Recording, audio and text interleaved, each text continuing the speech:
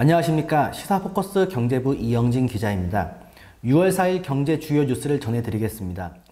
4일 잡코리아는 올해 신입사원을 채용한 국내 중소기업 678개사를 대상으로 조사한 결과 85.1%가 채용했던 신입사원 중 퇴사한 직원이 있다고 밝혔습니다. 이들 기업들의 신입사원 평균 퇴사율은 37.2%로 퇴사가 가장 많았던 직무는 영업직이 응답률 30.8%로 가장 많았습니다. 다음으로 고객 상담 및 TM, 생산 현장직, 판매 서비스, 인사 총무직, IT, 정보통신직, 재무 회계직 등의 순으로 회사를 떠난 신입 직원이 많았습니다. 소수 의견으로는 다른 기업의 취업에서 유학 및 진학 계획에 있어서 등도 있었습니다. 다음 소식 전해드리겠습니다. 4일 금융투자업계에 따르면 하나금투는 자본 확충을 위한 유상 증자를 하기 위해 하나금융지주와 논의를 하고 있는 것으로 알려졌습니다. 하나금투는 지난해 3월과 12월 두 번에 걸쳐 약 1조 2천억 원을 증자한 바 있습니다. 자기 자본이 4조 원을 넘으면 초대형 IB 종합금융투자사업자로 지정받을 수 있을 뿐 아니라 자본시장법상 단기금융업 진출도 가능해집니다. 하나금투의 올해 1분기 기준 자기 자본은 3조 2,677억 원입니다.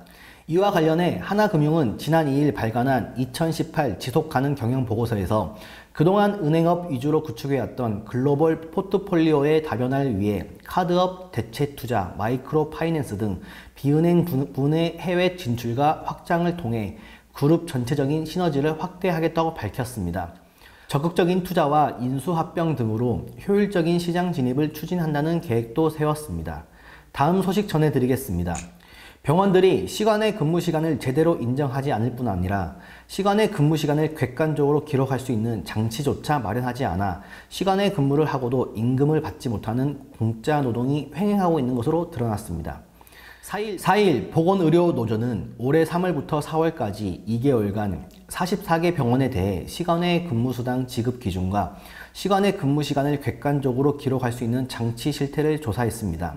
그 결과 시간의 근무수당을 1분 단위로 지급하는 곳은 6곳뿐이었고 5분 1곳, 10분 1곳, 30분 18곳, 40분 1곳, 45분 1곳, 1시간 9곳으로 30분 이후부터와 1시간 이후부터 시간의 근무수당을 지급하는 곳이 압도적으로 많았습니다.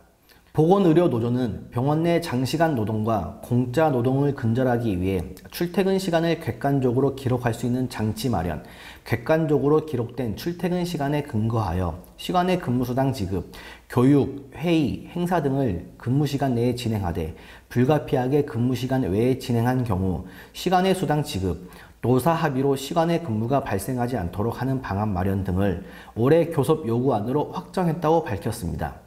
이어 환자의 건강과 생명을 위해 일하는 병원이 더 이상 근로시간 사각지대가 되어서는 안 된다.